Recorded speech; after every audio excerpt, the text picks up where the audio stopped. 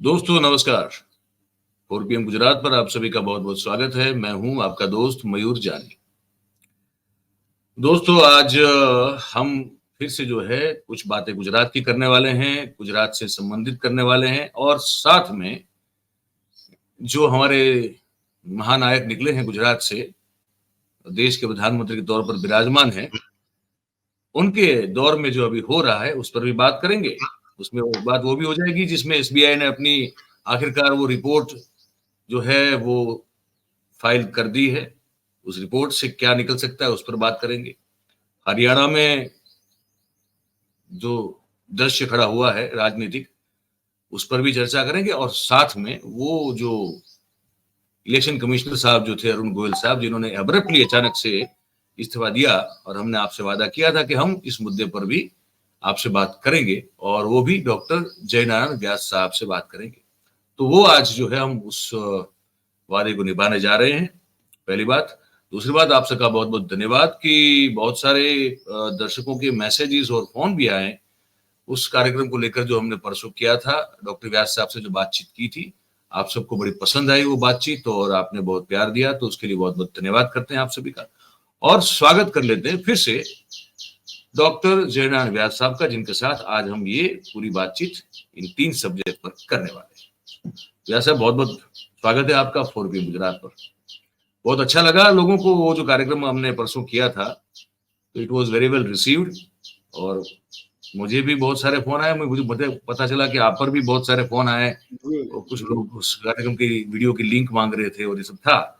तो अच्छी बात है कि लोगों को अच्छा कंटेंट जच रहा है। वो ये तो हमारे लिए आनंद है और क्या इसमें है क्या। बिल्कुल बिल्कुल। तो सर अब बात शुरू करते हैं। एक तो ये अभी ताजा इसकर वो जो अब एसबीआई ने देखिए सुप्रीम कोर्ट की बात तो मान ली और रिपोर्ट दे भी दिया। अब वो 15 तारीख तक कभी भी जो है अपलोड होगा। वैसे हाइपोथेटिकली ये बात हम लोग कर रहे हैं, पर अब जबकि ये अपलोड होगा और उसमें ये जो बहुत सारी शंकाएं बहुत सारे लोगों के मन में थी कि इसमें भी कोई ना कोई झोल खड़ा किया जाएगा, इसमें शायद कोशिश की जाएगी कि ये कैसे भी करके सबमिट ना हो ये रिपोर्ट, लेकिन अब हो तो गया रिपोर्ट सबमिट। तो अब क्या अपेक्षा रखते हैं आप बतौर दी इस मामले के जानकार होने के नाते? आपके मन में क्या है कि क्या इससे निकल सकता है? देखिए, आपकी आशंका सही है। कोई एक सज्जन है अग्रवाल करके, उन्होंने प्रेसिडेंट ऑफ इंडिया को पिटिशन तो नहीं कहूंगा, अर्ज की है कि वो प्रेसिडेंशियल रेफरेंस मांगे इस केस की पुनः विचारणा के लिए सुप्रीम कोर्ट से। होगा नहीं होगा, पुनः विचारणा करके भी सुप्रीम कोर्ट यही फैसला देगी, ये सब तर्क की बातें हैं और अत्यंत महीन बातें हैं, इसलिए हम उसकी चर्चा में क्या होगा नहीं पड़ेंगे। मगर आपने जो तर्क लगाया वो तर्क का अमलवारी हो चुकी है। अग्रवाल ने प्रेसिडेंट ऑफ इंडिया को ये अपनी अर्ज दाखिल करके कहा है कि she should seek a presidential reference, क्योंकि इससे कई औद्योगिक ग्रुप वो विक्टिमाइज हो जाएंगे जिन्होंने पैसे दिए हैं। तो इसीलिए इस देश की आर्थिक जो प्रगति है उसके हित में नहीं है कि इस तरह के औद्योगिक गृहों को, अरे भाई, जिनको जो वैंडलाइज कर सकते हैं, इनको जो पनिश कर सकते हैं, उनके पास तो माहिती है कौन से औद्योगिक गृह ने पैसे दिए हैं, किसको दिए हैं। ये 2 ही लोगों के पास माहिती है, स्टेट बैंक ऑफ इंडिया के पास है और गवर्नमेंट ऑफ इंडिया के पास है। That has been established. तो ये प्रेसिडेंशियल रेफरेंस के लिए बहाना बनाना भी एक समय प्रसार करने का एक तरीका है, इससे ज्यादा कुछ मैं नहीं करूंगा। अब ये खैर वो तो है ही है और सबके मन में ये आशंका है। जो इनकी रीति नीति को समझते हैं तो वो शंका रहती है।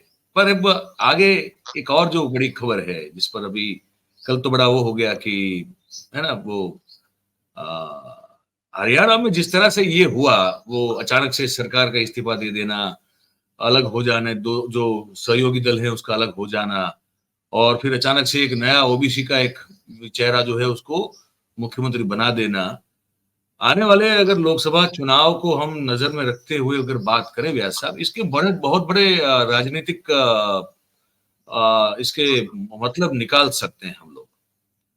और क्योंकि हरियाणा एक ऐसा प्रदेश है जिसकी असर उस तरह से देखे तो पश्चिम उत्तर प्रदेश में भी उस प्रदेश को लेकर जो राजनीति होती है उसकी असर होती है। हरियाणा खुद तो है ही है, एनसीआर भी कहीं ना कहीं उसमें आ जाता है, राजस्थान के भी कुछ हिस्से जो हैं उस पर ये प्रभावित करता है। जी जी। तो ये जो राजनीतिक उठापटक हुई, इसको आप कैसे देखते हैं और क्यों हुई? देखिए, एक तो प्रधानमंत्री का खुद का चेहरा, हालांकि वो ओबीसी नहीं है, मैं खुद मानता हूँ। ये जो मोदी सरनेम लिखते हैं वो व्यापारी हैं। मोदी खाना मतलब है करियाना, जो लोग ग्रोसरीज और किराना ये सब ग्रोसरी शॉप कर चलाते हैं, वो और घांची यानी तेली, वो एक नहीं है। मगर इनको बाद में प्रधानमंत्री जब मुख्यमंत्री थे तब उनको बख्शी पंच में लगाया, और बख्शी पंच के प्रतिनिधि बन के उन्होंने देखा कि माल खा सकते हैं हम, तो तब से वो बख्शी पंच का मोहरा पहने हुए। तो प्रधानमंत्री बख्शी पंच के है वो मैं नहीं मानता। प्रधानमंत्री आज भी मैं कहूंगा कि उनकी कम्युनिटी वाले जो मोदी लोग हैं वो आज भी उजड़ियात कौम में आते हैं, अपर कास्ट में आते हैं और बख्शी पंच का फायदा जरूर ले रहे हैं। और चूंकि फायदा मिल रहा है इनको, वो मोदी कम्युनिटी तो इट इज हाईली मनीड कम्युनिटी, ये कोई बख्शी पंच वाली कम्युनिटी नहीं है। तो मोदी अब बख्शी पंच के चेहरे की तलाश में, एक जमाने में जो माधव सिंह ने किया था, ये माधव सिंह को शायद दाव ठीक नहीं पड़ा, पर मोदी को लगता है कि ये दाव मुझे रास आ गया है। तो हरियाणा में जो हुआ वो दो चीजों की वजह से हुआ। एक तो दुष्यंत चौटाला का राजकीय भविष्य दाव पे था, अगर वो चालू रहा होता तो किसान आंदोलन की जो लॉ थी वो उसे भी खा जाती। तो उसके लिए निकलना जरूरी था, और निकल रहा है तो कैसे निकले? तो तूने नहीं तो तेरे दादा ने, तेरे दादा ने नहीं तो तेरे दादा के दादा ने मुझे गाली दी थी, वो भेड़िया और मेमने वाली जो बात है वो करके उसने बोला कि 2 सीट हमें चाहिए लोकसभा, और डटा रहा वहां। 1 सीट देने को तो तैयार थे, मगर लेना किसको था?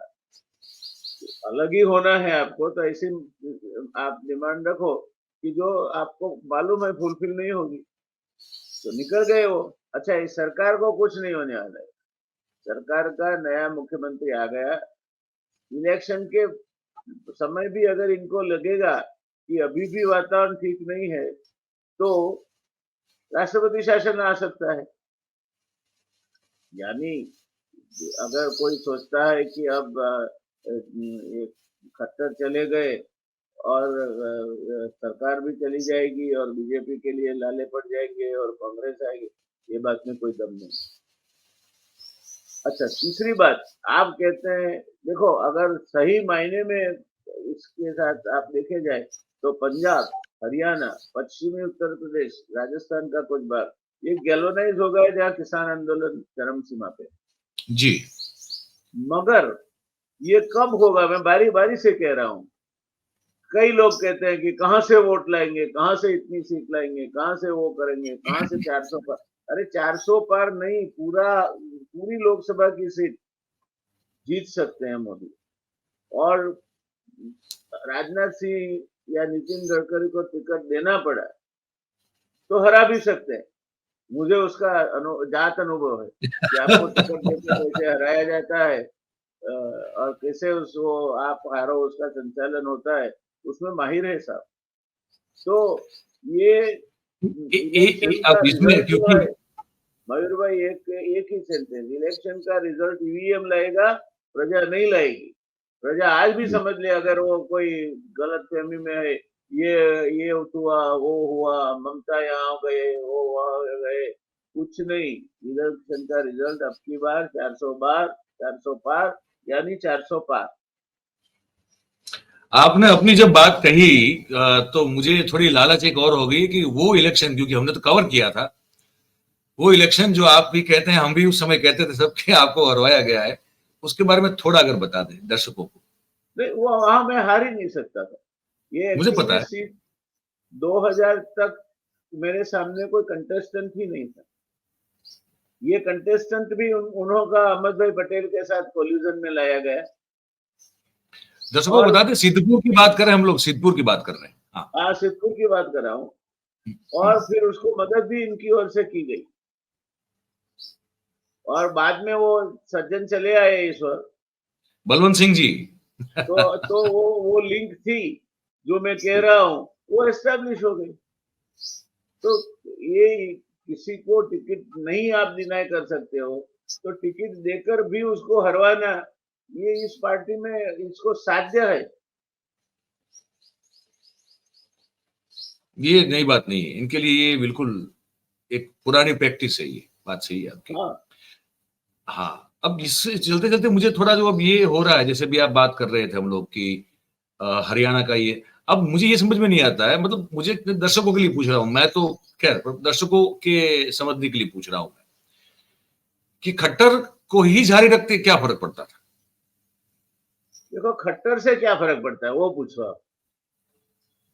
हाँ, ऐसे खट्टर पूछ का लेते हैं।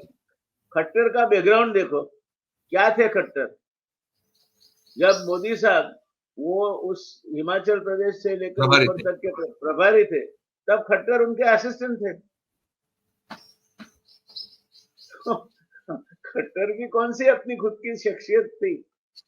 नहीं नहीं, कोई वो कुछ वो नहीं। तो प्रॉक्सी वॉर लड़ रहे थे, तो खट्टर को बिठाया गया था। जैसे भरत ने पादुका का पूजन करके बिठा नहीं, दी, तो ये पादुका मैं थी। इसको, मैं इसको इसलिए ज्यादा मतलब थोड़ा इसको मैं कुरेद रहा हूं, इसलिए क्योंकि ये मुझे लगता है, मैं इतने साल से जब इनकी राजनीति देखता हूं, आपने तो बहुत करीब से देखी है, इनका बस ये है कि एक कुछ चमत्कृति उत्पन्न कर दो अचानक से कुछ, वरना वैसे देखो तो खट्टर जारी भी रखे तो क्या फर्क पड़ेगा। लेकिन ये उसकी किसा बदल दिया, बदल दिया। देखिए इतने दो, मतलब इतना पुराना जो मुख्यमंत्री बना के बैठे थे, बदल दिया। अचानक नया चेहरा, ये मोदी का मास्टर स्ट्रोक, ये जो मास्टर स्ट्रोक चीजें जो गिनाने की कोशिश करते रहते हैं लगातार, मुझे लगता है इसी का एक वो है। मास्टर स्ट्रोक उनका नहीं है। मास्टर स्ट्रोक हराने जिताने की उनकी जो उन्होंने परफेक्ट की है आर्ट। और अब उनके हाथ में तो वो वज्र आ गया, ईवीएम। तो अभी ही इज इनविंसिबल। अगर कोई ये कहता है कि नरेंद्र मोदी देश की चुनाव हार सकते हैं, तो मैं मानता हूँ कि इसको न तो ईवीएम, अभी तो आर्टिफिशियल इंटेलिजेंस भी उसमें खराब हो जाता है। जी जी। तो आईआईटी के 500 बच्चों को रख के आप यही मुद्दे पे लगे रहो, इलेक्शन की जगह होता रहेगा, आप रैलियां करते रहो, चाहे रैलियों में समंदर उमटे, मगर आपके वहां जो रिजल्ट आएगा जब, तो ये आएगा कि आखिर तो मोदी का जादू चल गया। बिल्कुल, बात सही है। तो जब तक ईवीएम है इस देश में, कोई अगर डे ड्रीमिंग करता है कि इनके प्रत्याशी चुनकर आएंगे, तो he is in a fools paradise. और मैं दर्शकों को बता दूं, ये ऐसे व्यक्ति की ओर से ये निवेदन आ रहा है जो बहुत बड़े टेक्नोक्रेट है, मतलब कि अर्थशास्त्र के निष्णात तो है ही है, लेकिन उतने ही बड़े टेक्नोक्रेट हैं ये, और इनकी ओर से भी आ रहा है। आप इसको जरा, आप इसको सुनिएगा, बहुत गंभीरता से इसको समझने की कोशिश कीजिएगा। अगर व्यास साहब भी इसको कहते हैं कि ईवीएम है तब तक मोदी साहब का कोई बाल बांका नहीं कर सकता, तो ये कोई ऐसे मतलब आम आदमी की ओर से आ रहा स्टेटमेंट नहीं है। जैसे अगर श्याम पित्रोड़ा साहब भी कहते हैं, दोनों एक ही संस्था से पढ़े हुए हैं, तो टेक्नोक्रेट हैं और वो कह रहे हैं, तो मतलब कि इस बात को समझने की और इसकी गंभीरता को, उसकी गहराई को समझने की देश में लोगों को बहुत जरूरत है। अब आगे बढ़ता हूं सर, मैं एक और मुद्दा है जो मुझे बड़ा मन हो रहा है, इसको मैं आपके साथ बात करूं, गुजरात की स्थिति को लेकर। गुजरात में अगर सब कुछ बहुत बढ़िया है, तो अभी भी 11 लोकसभा सीटें ऐसी है जिसको डिसाइड करने को लेकर बीजेपी में जो है अभी भी, मतलब कि वो दौड़धाम हो रही है, धक्के लग रहे हैं दिल्ली के, फिर वापस आ रहे हैं, फिर जा रहे हैं सीआर पाटिल और मुख्यमंत्री भूपेंद्र पटेल। तो अगर सब कुछ, और मैंने अच्छा एक बड़ी अच्छी बात, मेरे पास वो बाइट है लेकिन वो मैंने काटी हुई नहीं है, तो सुना था अभी मैं। नितिन पटेल का कल का बयान बड़ा इंटरेस्टिंग है। नितिन पटेल साहब ने कल एक कोई कार्यक्रम में उत्तर गुजरात में कोई बयान दे दिया कि घर किसने? का जो शीरा है ना, वो भी अगर आपको खिचड़ी सा बेस्वाद लगने लगे तो फिर तो मतलब ही क्या है। और उन्होंने किसी का एग्जाम्पल दिया कि देखो ये फला फला आदमी, इसने इस पार्टी को बड़ा करने में कितना बड़ा रोल भूमिका निभाई है, इसने तो मार भी खाई है, ये तो पुलिस के द्वारा उसको जेल भी लॉकअप में भी रहा है। और बोले पता नहीं क्यों बाहर से इतना भर्ती मेला हो रहा है, इतना हो रहा है, और क्यों हो रहा है, किस लिए हो रहा है, ये हमको तो समझ में नहीं आ रहा। और आप जानते नितिन भाई तो कुछ चीजें कड़वी बोल देते हैं पब्लिकली। तो कल बड़ा उनका मतलब बहुत एक अद्भुत, इनको तकलीफ देने वाला निवेदन आया है। और नितिन पटेल को इसलिए आपको मानना पड़ेगा क्योंकि नितिन पटेल भाई एक तो डेप्यूटी सीएम तो रहे ही है, लेकिन उसके अलावा भी उनका मंत्रिमंडल में जो कद रहा है वो हमेशा मजबूत रहा है। मतलब कि उनका भले ही शारीरिक कद कम हो, लेकिन उनका पॉलिटिकल वेट जो है एक हद तक तो बहुत काफी अच्छा रहा है। कैसे देखेंगे इस बयान? काफी चीजों में वो बौने हैं, जिसके फूल आज भुगत रहे हैं। नितिन वो पटेल फिर है को ये आपको भी समझना होगा, नितिन पटेल के कोई रूट्स नहीं है। ना। नितिन पटेल वहां तक पहुंचे, पहले समय से मैं कहता हूँ, हम एक साथ चुने गए थे 1990 में। वो जी एके पटेल जैसे लोगों की मेहरबानी से पहुंचे, शुरुआत में कैबिनेट मिनिस्टर जी बने, जी और फिर आगे पाटीदार थे, इसीलिए पाटीदार फैक्टर को नाराज नहीं करने के लिए इनको प्लेकेट किया गया। तो जी नितिन पटेल में अपना खुद का कोई इतना बड़ा वो कैपेबिलिटी है, वो बात से मैं सहमत नहीं हूँ। नितिन पटेल बिल्कुल without power is zero, and is with zero. Power he is a big zero. Nitin Patel बिल्कुल। में है क्या? आज जाके 500 लोगों को तो इकट्ठा करे वो। हम्म। तो नवनिर्माण आंदोलन में अपने भाग लिया, पुलिस ने पकड़ा, लाठी खाई होगी, पता नहीं कहाँ खाई होगी।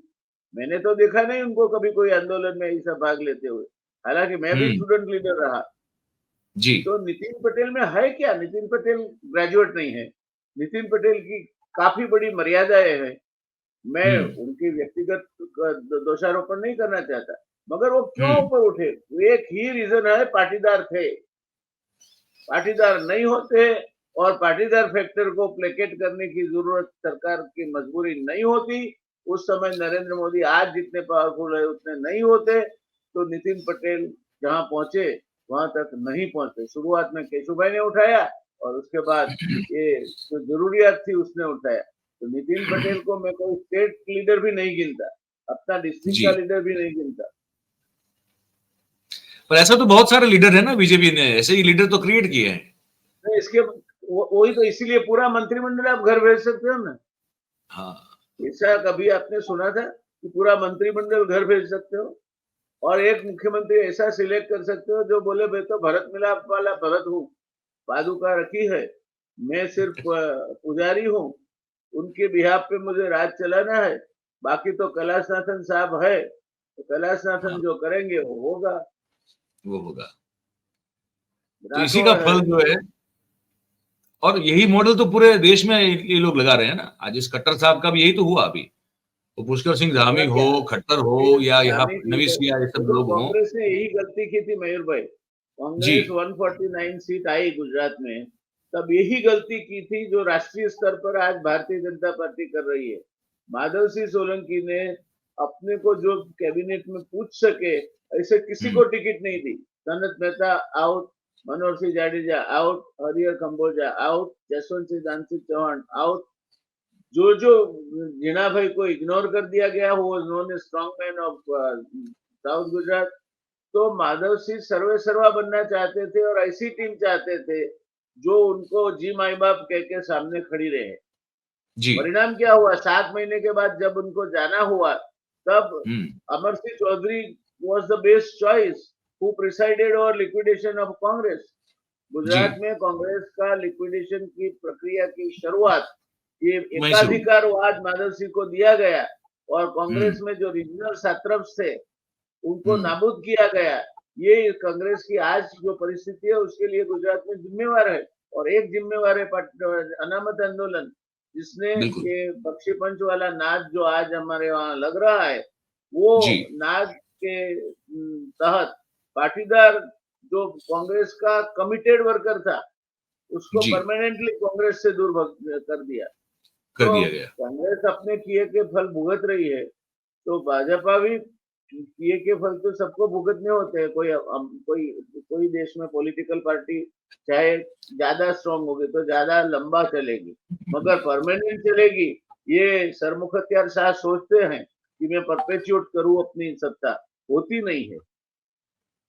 क्योंकि सोच तो वही है, आज भी हम देखें तो 2047 तक की बातें होती है अभी से, कि जैसे। देखो, ये एक बात कहूं छोटी, बीच में थोड़ा आपका टाइम बर्बाद जी होगा। जी जी पांडव वनवास में थे, अज्ञातवास में, और जी जंगल में एक मीटिंग चल रही थी पांचों भाइयों की। उस समय जी भी मीटिंग ये होती होगी। जी। तो वहां एक याचक आ धमका, तो हम्म मीटिंग के बीच युधिष्ठिर ने उसे बोला कि कल आना, अभी हम बिजी है।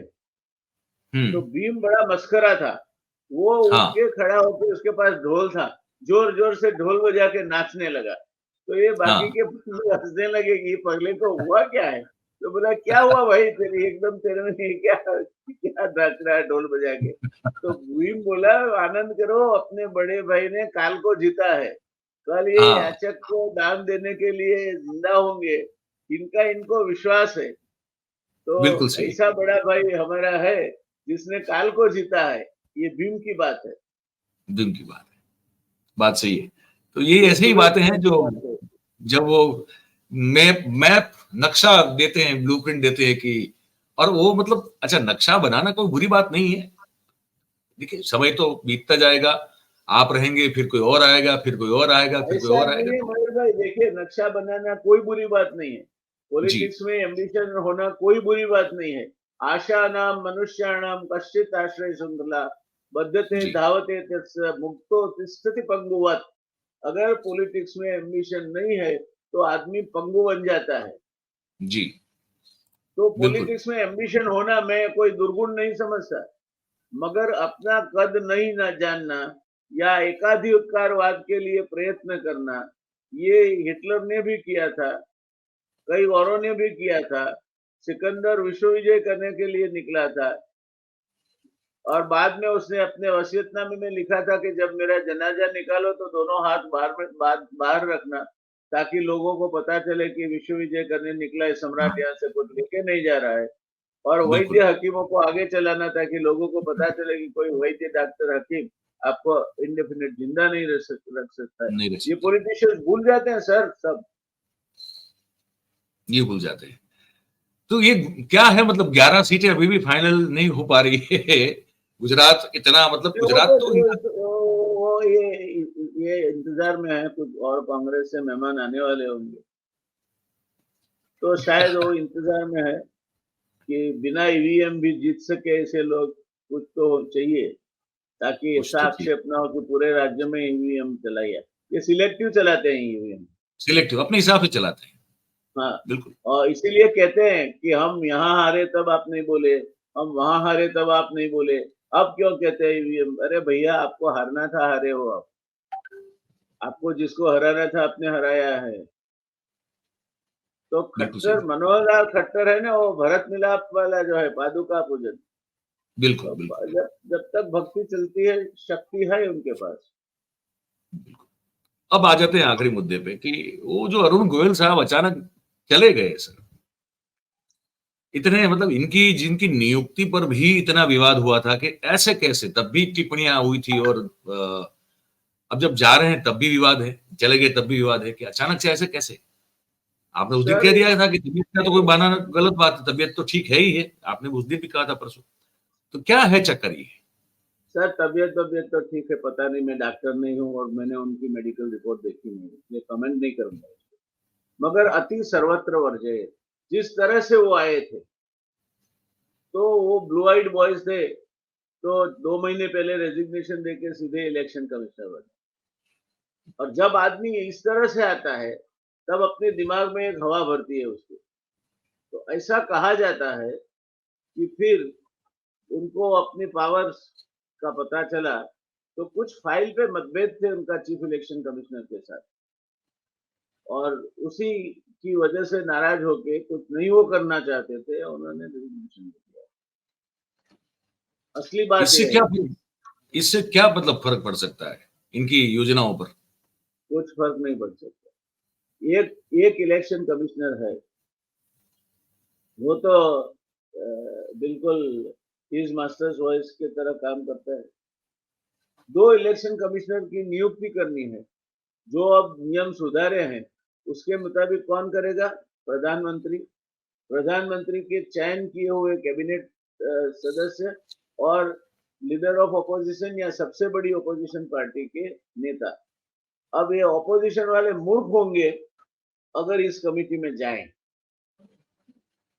क्योंकि जिसका रिजल्ट तय है, मैच फिक्स हो चुकी है, वो मैच फिक्सिंग में आपको खाली सही करने के लिए क्यों जाना है? क्यों जाना है? बात सही बहुमति है। तो इनकी उन्होंने तय कर ली है। अच्छा, इसका स्टेटस भी बढ़ा दिया है, अब सुप्रीम कोर्ट के जज के इक्विवेलेंट कर दिया है। दिया है। चीफ जस्टिस को निकाल दिया उसमें से, ताकि पूछने वाला कोई रहा नहीं। तो अब इलेक्शन कमीशन का नियुक्ति वो और नियुक्ति के जैसा ही हो गया। हमारे यहाँ constitutional authorities are destroyed one by one. Controller and auditor general देखिए, मैं कमेंट नहीं करना चाहता, जरा इनका इनका पास चकास लीजिए। आप अभी के अटॉर्नी जनरल या एडवोकेट जनरल को देखिए। दर्शकों को बता दें कि जो सीएजी के कर्ता मुखिया है वो जीसी मुर्मू साहब हैं, और जीसी मुर्मू साहब भी गुजरात से ही इनके साथ वहां गए हुए हैं, और यहाँ पे इनके नाम के साथ बहुत बड़े विवाद जुड़े हुए हैं मुर्मू साहब के साथ। जी, वैसे ही तुषार भाई के साथ भी जो अटर्नी हैं, उनके साथ भी वैसे ही विवाद जो है। तुषार भाई के और साथ तो एक आधा दर्जन लोग जुड़े हुए हैं। तुषार भाई तो आजकल वो जैसे एक जमाने में गेस्टापो चीफ हुआ करते थे, वो जी गेस्टापो चीफ बने हुए हैं।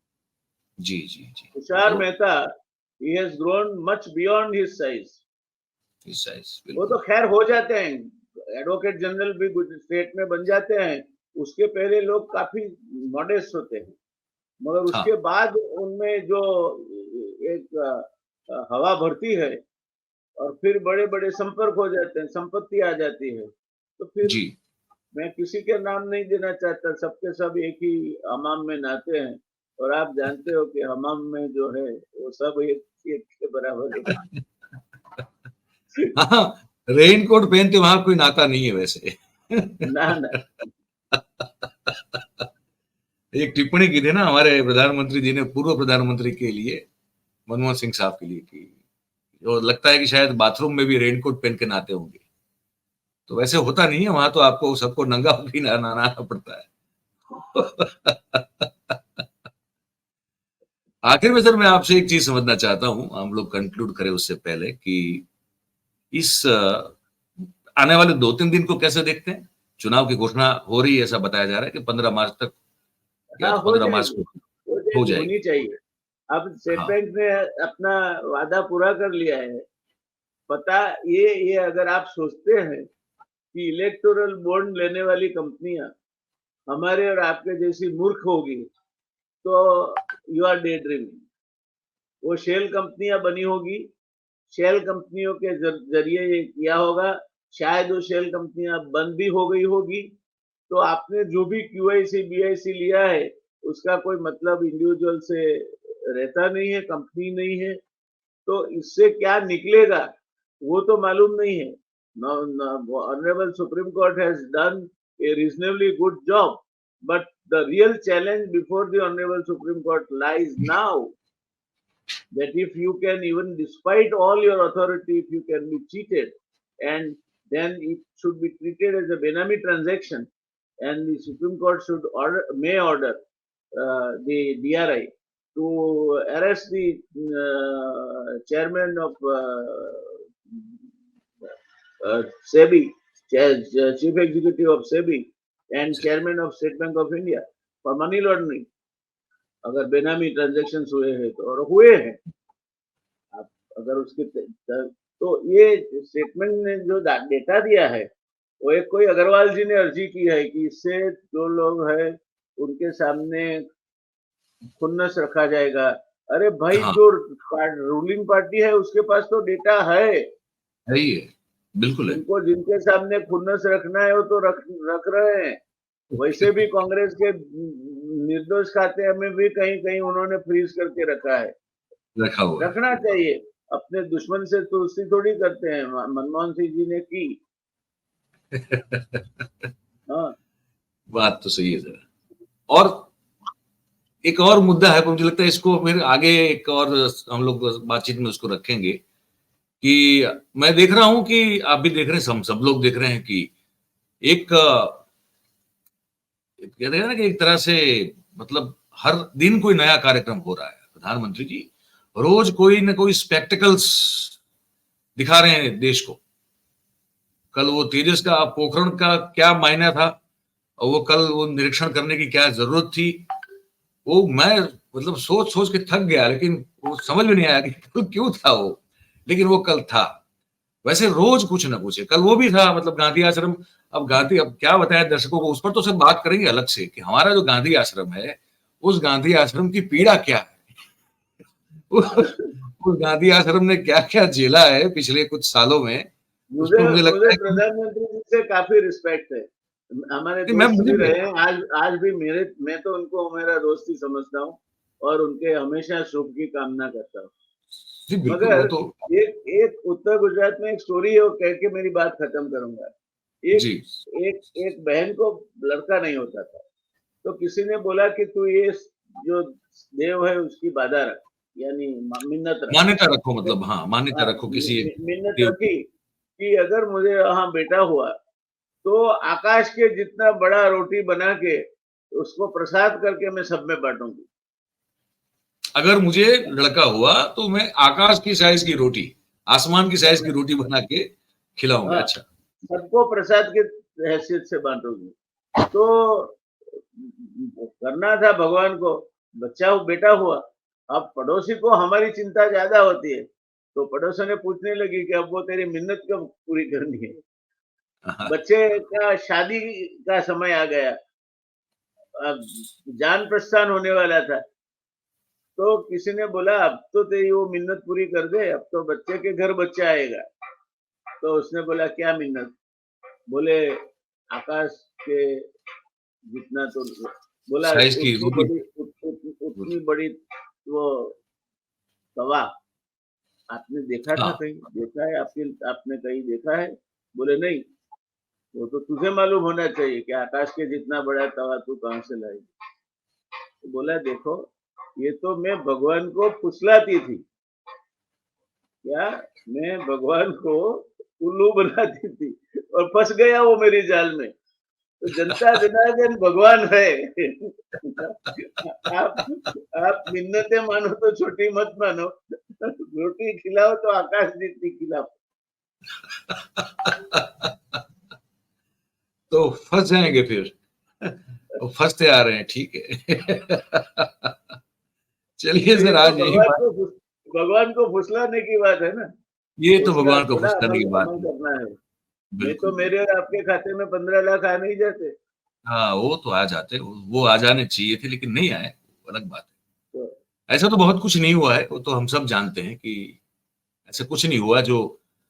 तो ये बड़ा अद्भुत दृष्टांत दिया आपने कि ऐसे ही मतलब जैसे भगवान को फुसलाते हैं कि वैसे ही जो है देश की जनता को भी फुसलाया जा रहा है, और भव्य भव्य तामझाम दिखाए जा रहे हैं, शोज दिखाए जा रहे हैं, नमन किए जा रहा है मतलब गांधी जी को, और साथ उसके साथ साथ उन्हीं की विचारधाराओं का जिस तरह से नीलामी हो रही है, गर्व हो रहा है मतलब कि देश में हम तो। वो एक गाना था, वो जनता को गाना चाहिए।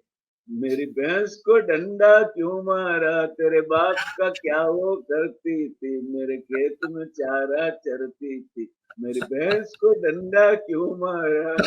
तो अबे क्यों डंडा मारा जा रहा है, मुझे समझ नहीं आता। और नितिन भाई के लिए तो मेरी पूरी सहानुभूति है। इनको बहुत करारी जगह, बहुत गलत जगह पे उन्होंने डंडा मारा है। और वो वही कल सवाल पूछ। सुनाई नहीं देती आपकी आवाज, नहीं आती। आवाज नहीं आती आपकी। आवाज नहीं आती।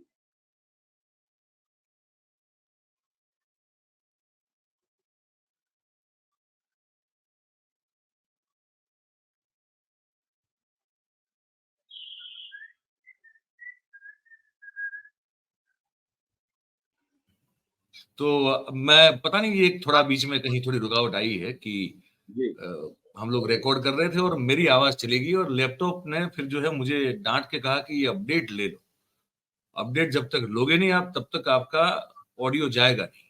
तो हमको बीच में ये पॉज करना पड़ा, रिस्टार्ट करना पड़ा, और अब मैं उम्मीद करता हूं कि मेरी आवाज आप तक आ रही है। आगे तो अब अच्छे काम में हाँ, 100 विघ्न आते हैं। जी जी, तो वो करना पड़ा।